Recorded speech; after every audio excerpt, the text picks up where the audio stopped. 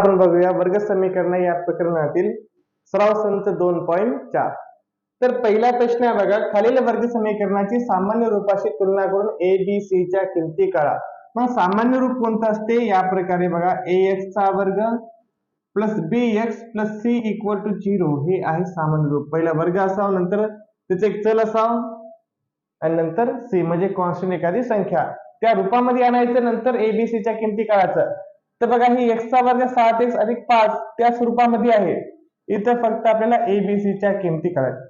ABC च्या किमती काढायच्या आहे. जसं की a बरोबर किती आहे इथं 1, b बरोबर किती आहे इथं या ठिकाणी -7 आणि c बरोबर किती आहे इथं 5. ठीक आहे.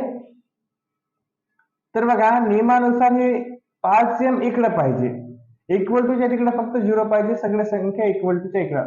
मग इक्वल टू च्या इकडे घ्या, 2m चा वर्ग इकडे घेतले किती होते 5m आणि -5 इकडून काय होते +5 बरोबर 0.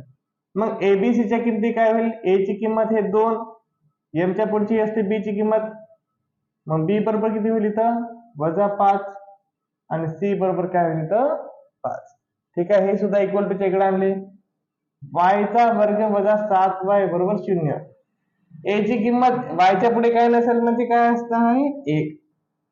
नंतर b ची किंमत काय इथं -7 आणि c ची किंमत काय नाही म्हणजे काय 0. या प्रकारे हे एबीसी च्या किमती आपल्याला